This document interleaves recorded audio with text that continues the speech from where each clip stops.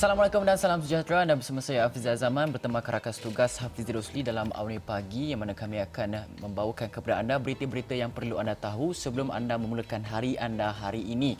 Baiklah, untuk itu kita nak mulakan dengan perkembangan luar negara terlebih dahulu yang mana statistik global COVID-19 sebenarnya semakin memburuk di seluruh dunia walaupun negara-negara Eropah termasuklah negara kita sendiri mencatatkan angka yang lebih positif COVID-19 berbanding dengan negara lain. Tapi peningkatan lebih melihat kepada di Amerika Selatan, Brazil, Kanada dan juga Arab Saudi itu sendiri. Dan ini adalah statistik terbaru yang baru saja kami terima pada pagi tadi, iaitu jumlah kes positif COVID-19 seluruh dunia meningkat kepada 8.73 juta kes pada awal pagi Sabtu. Data daripada Johns Hopkins University menyatakan peningkatan kira-kira 180,000 kes dalam tempoh 24 jam. Amerika Syarikat kekal sebagai negara paling teruk terjejas dengan jumlah kumulatif 2.24 juta kes. Brazil kini jadi negara kedua yang melepasi angka jangkitan 1 juta kes. Rusia melepasi angka jangkitan setengah juta dengan merekodkan 576,000. Negara keempat dan kelima merekodkan kes jangkitan yang tinggi ialah India, United Kingdom dengan masing-masing 395,000 dan 304,000 kes. 5 lagi negara mencatatkan angka 200,000, lebih 200,000 iaitu Sepanyol, Peru, Itali, Chile dan juga Iran. 9 lagi negara rekodkan angka lebihi 100,000 iaitu Perancis, Jerman, Turki, Meksiko, Pakistan, Arab Saudi, Kanada dan juga Bangladesh. Dan itu bercakap mengenai jumlah statistik kes di seluruh dunia. Namun kita ingin melihat juga dari segi bagaimana sebenarnya COVID-19 ini membawa kepada satu kadar kematian yang agak tinggi sekali, di mana kita melihat kepada statistik daripada Johns Hopkins University juga menunjukkan angka kematian akibat COVID-19 global terus meningkat 2,000 kes dalam tempoh 24 jam sahaja. Jumlah kumulatif kematian global kini lebih 459,000 kes. Amerika Syarikat kekal merekodkan jumlah kematian tertinggi dengan 119,000 kes. Brazil dan United Kingdom berada di kedudukan kedua dan ketiga dengan masing-masing merekodkan 48,000 dan 42,000 kes korban. Dan kes kematian di Itali akibat virus berkenaan pula melebihi 34,000 kes. Dan dalam hal itu, Perancis dan Sepanyol masing-masing mencatatkan 29,000 dan 28,000 kes maut dan negara lain masih mencatatkan angka korban di bawah 20,000 kes. Sementara itu, jumlah pesakit yang telah sembuh daripada virus itu meningkat kepada lebih 4.29 juta orang. Ya, kita ingin melihat kepada Brazil. Brazil yang menjadi negara kedua selepas Amerika Syarikat merekodkan 1 juta kes COVID-19 pada hari Sabtu semalam. Dan data daripada Johns Hopkins University menunjukkan 1.32 juta setakat ini. Dan ini selepas negara berkenaan catatkan peningkatan lebih 50,000 kes dalam masa sehari dengan angka kematian hampir mencecah 50,000. Saya ingin pergi sedikit mengapa Brazil kini menjadi pusat penularan COVID-19 yang terbaru.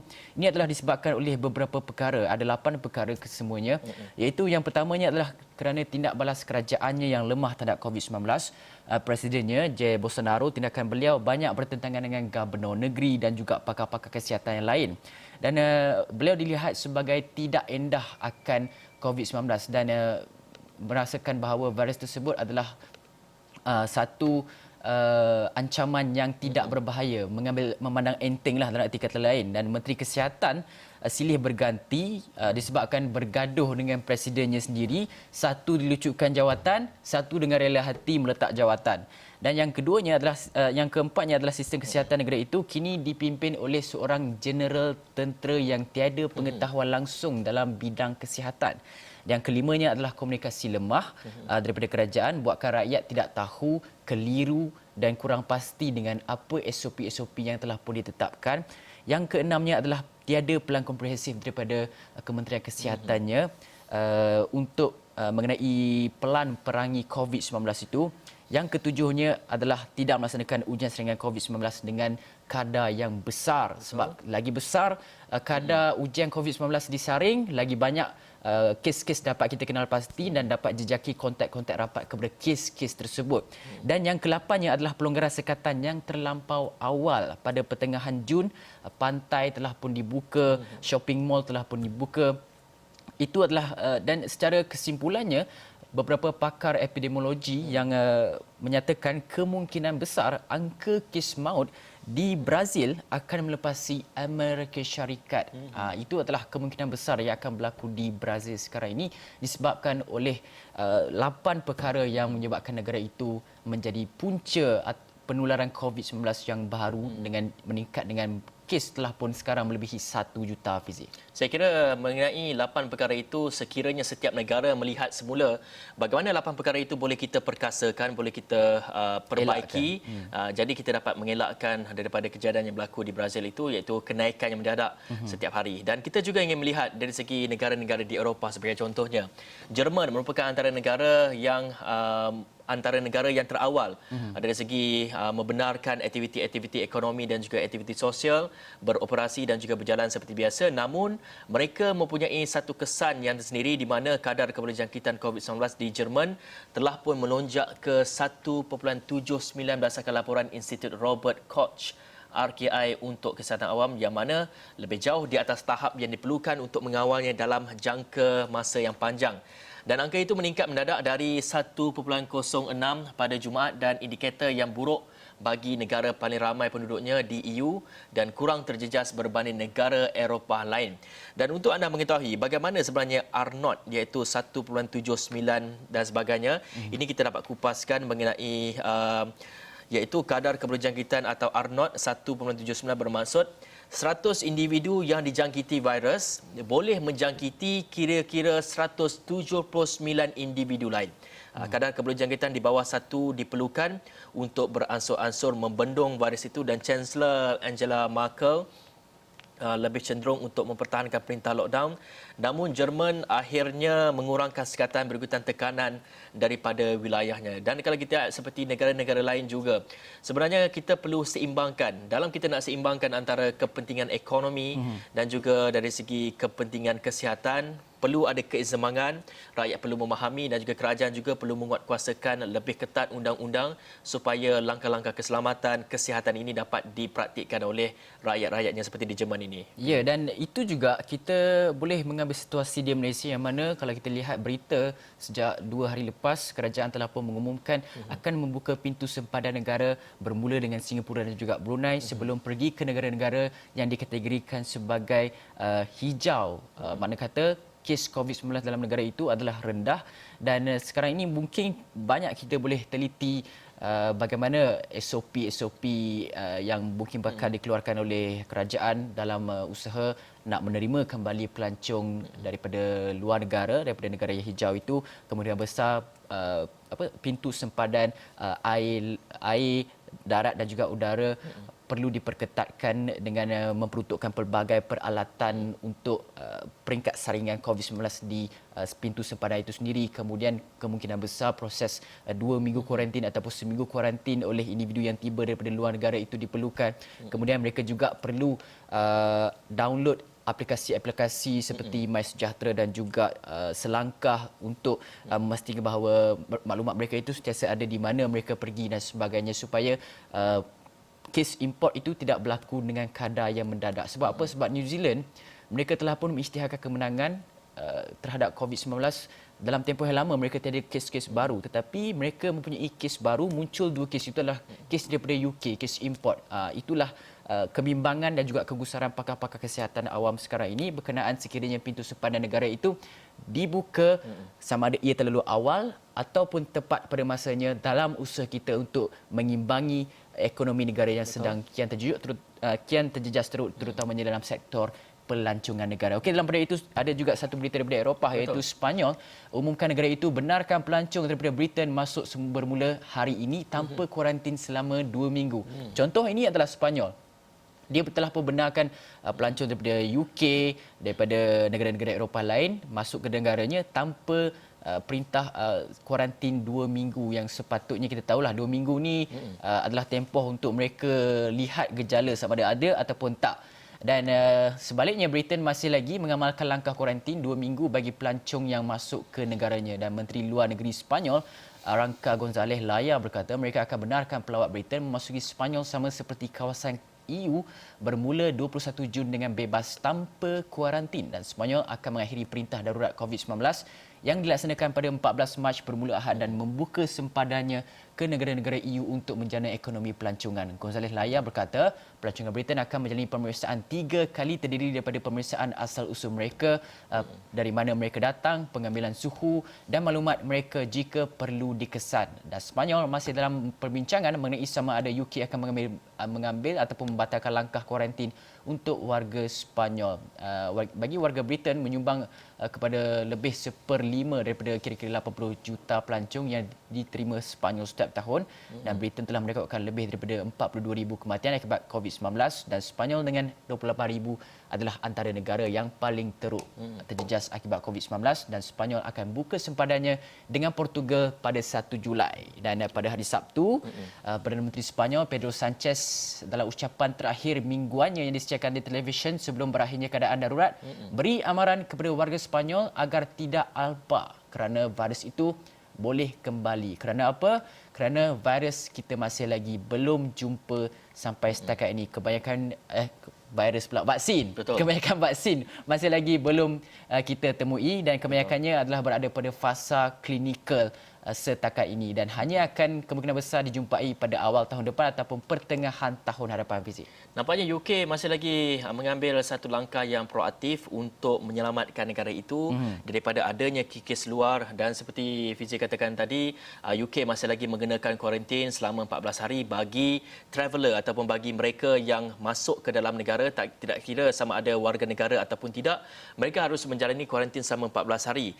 Dan susulan daripada kuarantin selama 14 hari ini juga beberapa acara-acara besar di UK, sebagai contoh ada Grand Prix Silverstone di Britain juga terpaksa menskedul semula ataupun merangka semula jadual mereka untuk, dan juga terpaksa merayu kepada kerajaan untuk mungkin ada kelonggaran untuk bagi anggota-anggota dan juga petugas-petugas untuk meneruskan aktiviti-aktiviti sosial seperti Grand Prix yang juga membawa keuntungan dan juga membawa dari segi pendapatan kepada negara. Dan dalam masa yang sama, China merupakan antara negara menjadi pusat kepada penularan COVID-19, dan China juga nampaknya negara yang terawal untuk membenarkan aktiviti-aktiviti sosial dan juga melonggarkan dari segi sekatan-sekatan dan sebagainya. Namun pada ketika ini China merekodkan 27 kes baru pada Jumaat dan 22 kes daripadanya dilaporkan di Beijing, dan Suruhanjaya Kesihatan Nasional China maklumkan pada Khamis saja terdapat 32 kes baru dicatatkan dan 25 daripadanya juga daripada Beijing.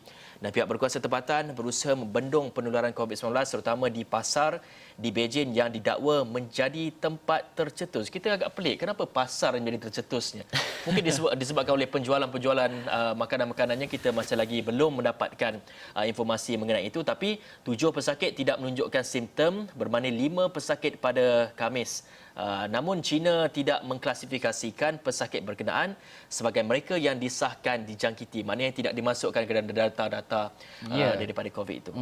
Sebab apa? Sebab di China lain pula kisahnya. Di China ni orang bimbang tentang carrier COVID-19, orang yang membawa virus COVID-19 ini, mereka tidak menunjukkan sebarang simptom. Itu sekarang ini di Beijing tu punca pasar-pasar, pasar-pasar besar ditutup, kemudian lapangan terbang ada juga yang terpaksa dibatalkan penerbangan, dan sekolah-sekolah kembali ditutup. Terdapat lebih kurang 6 ke 9 kawasan di Beijing terpaksa ditutup semula disebabkan oleh penularan dikesan di kawasan tersebut, yang mana hasil siasatan mendapati mereka tidak dapat kenal pasti di mana punca penularan itu berlaku, dan kemungkinan besar adalah disebabkan oleh mereka yang bawa virus itu tidak mempunyai sebarang gejala. Itu yang paling dibimbangi sekarang di Beijing sekarang ini, yang kalau kita lihat China tidak meningkat, tidak dalam pendapatan COVID-19 ni angkanya tidaklah meningkat begitu banyak, tetapi sekarang ini ada kembali peningkatan itu di Beijing. Okey, dalam masa yang sama semakin berkembang teknologi 4.0, semakin kita terdedah kepada banyak perkara jenayah, yang mana ini adalah berita yang pada lewat semalam, yang mana 2 lelaki warga Singapura diberkas kerana disyaki menggunakan pesawat tanpa pemandu atau drone untuk seluduk masuk dadah ke Republik itu daripada Malaysia. Dan pasukan polis Singapura, SPF dan Biro Narkotik Pusat CNB maklumkan data penerbangannya diambil daripada telefon seorang daripada suspek. Tunjukkan drone itu terbang dari Kranji ke Johor Bahru dan kembali semula ke Kranji. Dan pada 17 Jun, kira-kira jam 5.45 petang, polis kesan aktiviti luar biasa drone di sekitar Taman Takungan Air Kranji dan menemui pesawat tanpa pemandu tersebut dengan sebuah beg terpasang padanya sedang berlegar di udara. Polis kemudian menahan kedua-dua lelaki masing-masing berusia 29 dan juga 34 tahun dipercayai pengendali drone itu, dan pemeriksaan pegawai CNB ke atas sebuah kereta milik suspek membawa kepada penemuan pelbagai jenis ubat terkawal, dan operasi susulan CNB pada hari berikutnya menyaksikan seorang wanita berusia 24 tahun dan seorang lelaki berusia 40 tahun, kedua-dua rakyat Singapura, ditahan berhubung kes itu. Kata pihak berkuasa, kedua-dua suspek lelaki telah didakwa pada Jumaat atas pertuduhan mengedar ubat terkawal kelas A. Sejumlah 389 gram dadah jenis syabu, 8 gram heroin, 195 pil ekstasi dan 2 pil Aramin 5 yang dianggarkan bernilai sekurang-kurangnya $44,000 Singapura telah pun dirampas. Itu adalah perkembangan jenayah yang kaedah yang mungkin terbaru dalam menggunakan drone dan sebagainya, dan kita mungkin boleh harapkan pihak berkuasa efektif, sebab kalau kita lihat rentetan kes berkes ni, makna kata mereka ni telah melakukan kegiatan tersebut menggunakan drone, telah pun mungkin ada tempoh-tempoh yang agak lama mereka lakukan kegiatan tersebut seawal teknologi itu mula dicipta. Mungkin kita tidak tahu, dan kita harapkan pihak berkuasa negara dapat membantras gejala yang tidak sihat ini, Fizik. Dan untuk itu kita banyak lagi membawakan perkembangan dalam negara pula dari segi kes ataupun isu COVID-19 di dalam negara kita, dan juga sedikit mengenai isu politik di negara kita, tapi kita akan berehat dulu seketika, kita kembali selepas ini.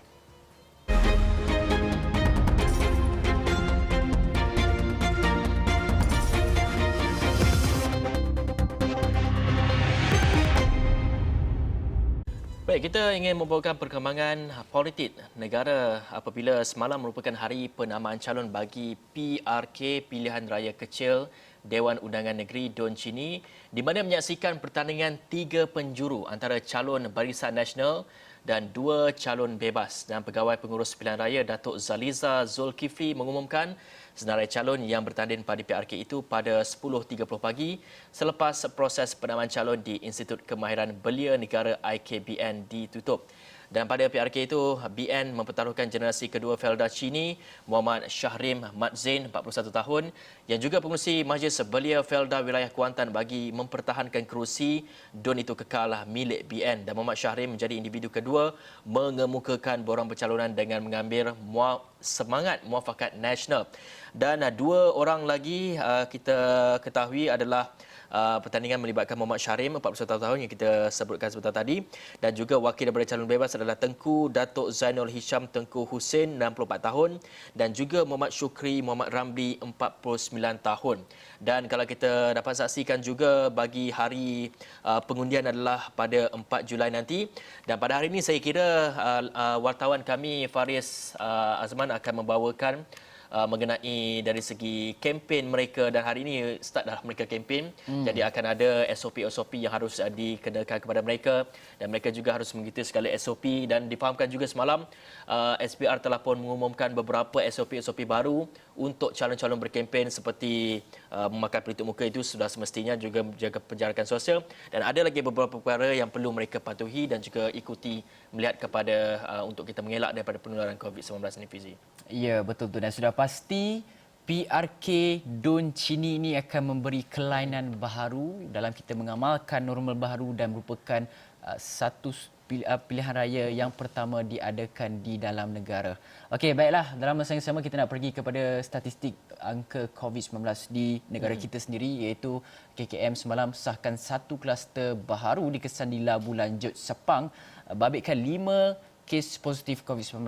Ketua Pengarah Kesihatan Datuk Dr. Nur Hisham berkata, kes indeks merupakan seorang pesakit acute respiratory infection ARI di Hospital Serdang yang dikesan positif COVID-19 pada 5 Jun lepas. Dan kata beliau, aktiviti pengesanan kes secara aktif mendapati 4 ahli keluarga pesakit, masing-masing 2 orang anak dan 2 cucu turut dikesan positif COVID-19. 3 daripada ahli keluarga tersebut tinggal serumah, manakala seorang lagi tinggal di kediaman yang lain. Sebagai itu, Dr. Nur Hisham berkata, setakat ini, seramai 29 kontak rapat telah menjalani ujian saringan COVID-19. Daripada jumlah tersebut, 25 individu disahkan negatif COVID-19. Punca jangkitan kluster tersebut masih lagi dalam siasatan. Namun penularan COVID-19 disyaki berkaitan dengan aktiviti kunjung mengunjung.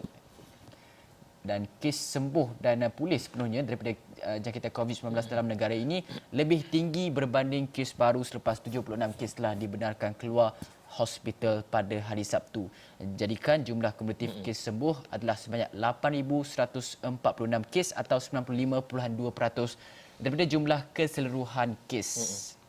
Ini daripada Twitter KKM sendiri, iaitu Fizik mengatakan 21 kes baru, 2 kes import dan 19 daripada yang kes tempatan, 76 kes sembuh baru dan tiada kematian. Jumlah kematian di negara kita saja ketika ini adalah sebanyak 121 dan jumlah kes yang aktif ini yang perlu kita ikuti. Jumlah kes yang aktif di negara kita nampaknya semakin hari semakin menurun kepada 289, hanya 3 yang berada di ICU. Itu melihat kepada jumlah kes aktif, jumlah yang mereka ataupun mereka yang boleh menjangkiti orang lain ataupun mempunyai potensi untuk menjangkiti orang lain dan sebagainya. Dan kita juga ingin melihat satu lagi perkembangan politik, itu melihat kepada Parti Amanah sendiri, iaitu Parti Amanah menggesa semua parti komponen Pakatan Harapan PH mempersiapkan jentera pilihan raya dengan kadar segera. Presiden Muhammad Sabu dalam satu kenyataan berkata, persediaan perlu dibuat kerana pilihan raya mengejut mungkin boleh berlaku dalam tempoh terdekat. Fizi, kalau kita lihat sebelum ini, macam kita sembang Encik Razak pula.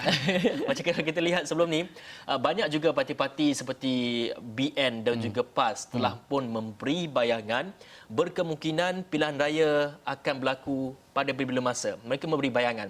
Dan kali ini Amanah juga memberikan bayangan. Namun apapun kita masih lagi menyerahkan kepada kerajaan kita, ataupun kita masih lagi menyerahkan kepada parlimen kita sama ada dibubarkan atau tidak sebelum pilihan raya itu dapat berlaku. Ya, dan saya kira kerajaan sekarang sedang bertungkus lumus. Kerajaan pimpinan Tan Sri Muhyiddin Yassin sudah pasti sedang bertungkus lumus untuk memastikan bahawa kestabilan kerajaan itu penting kerana pada ketika krisis kesihatan dan juga ekonomi ini, kestabilan kerajaan juga adalah sangat-sangat penting. Dan kerana kita lihat banyak sekali kita dengar cerita-cerita sama ada ahli politik ini akan melompat parti ataupun tidak. Itulah yang sedang berlaku dalam politik tanah air negara dan yang sedang dibincangkan oleh peringkat tertinggi parti-parti politik tanah air kita itu sendiri, dan itu yang sedang berlaku perkembangan politik tanah air negara. Okey, dalam masa yang sama juga kita nak melihat kepada satu kes mabuk. Okey, dalam kita sejak daripada beberapa bulan lagi, sebenarnya sebelum daripada krisis COVID-19 ini, kita banyak bincangkan isu kes mabuk. Sebenarnya pemandu mabuk kita dengar terutama sekali ketika PKP, lepas habis PKP saja, tempoh PKPB itu pun kita dah dengar banyak sekali kemelangan kes mabuk melibatkan angkara pemandu mabuk yang melibatkan ada sehingga yang meninggal dunia dan sebagainya. Itu yang kita bincangkan. Tapi dalam masa yang sama juga, dalam kita sedang bincangkan sama-sama bagaimana kita nak tangani isu pemandu mabuk ini, banyak juga kerajaan telah pun respon dengan katanya akan ada pindaan berkaitan akta kes pemandu mabuk pada parlimen bersidang pada Julai nanti. Tapi dalam masa yang sama juga kita perlu elakkan daripada paranoid dan kita jadi ekstrim terhadap pemandu mabuk ini. Kerana apa? Kita tidak tahu lagi kes tertentu yang jadi di depan mata kita dan jangan bertindak melulu. Kerana ini adalah cerita yang pada hari semalam gara-gara disangka memandu dalam keadaan mabuk, kenderaan milik seorang wanita terlibat dalam kemelangan dengan 2 buah motosikal dibakar. Dan kejadian itu berlaku di Jalan Arakuda Tasik Gelugor kira-kira jam 9.50 malam Khamis. Dan kejadian tersebut tular dalam media sosial apabila beberapa keping foto tunjukkan sepasukan anggota sedang padamkan api kenderaan itu. Kata Ketua Polis Daerah Seberang Perai Utara, SPU's Assistant Commissioner Nur Zaini Muhammad Noor, kemelangan berlaku ketika pemandu wanita berusia 56 tahun itu sedang dalam perjalanan pulang ke rumah di Kepala Batas setelah selesai hantar sayur. Bagaimanapun ketika kejadian, kenderaan dipandunya terbabas kerana cuba elak haiwan melintas sehingga memasuki laluan bertentangan. Dan pada masa sama, 2 motosikal ditunggang. Pelajar bertentangan gagal mengelak lalu melanggar bahagian tepi dan hadapan kereta jenis Honda dipandu wanita itu. Ujian saringan ke atas pemandu wanita berkenaan dilakukan mendapati dia tidak berada pun dalam pengaruh alkohol ketika memandu seperti dakwaan. Dakwaan ini dibuat oleh mereka yang ambil gambar kemudian sebarkan di media sosial, kata pemandu ini mabuk, membuatkan kalau kata tak tahulah orang kita ni kalau dengar kata dia ni mabuk berbagai semua, kita tak tahu dia mabuk ataupun tak selagi ujian pernafasan itu tidak dijalankan oleh pihak polis. Tapi terus kita menghukumnya, ada yang sedengar kes sampai pemandu tu kena pukul dan sebagainya. Ada ini kita dengar kereta pemandu pula dibakar. Janganlah kita terus menghukum tanpa kita soal selidik terlebih dahulu, dan seharusnya kita serahkan semua tindakan kepada anggota pihak berkuasa untuk membuat siasatan seterusnya. Cuma kita boleh serahkan buat laporan dan sebagainya untuk mereka yang mengalami kemalangan tersebut. Okey, sebelum kita ingin berpisah, sebelum kita ingin berpisah, ini satu lagi perkembangan antara perkara yang anda perlu tahu pada sidang media Menteri Tenaga Sumber Asli semalam. 5 perkara kita kongsikan di laman web kami di esroawani.com.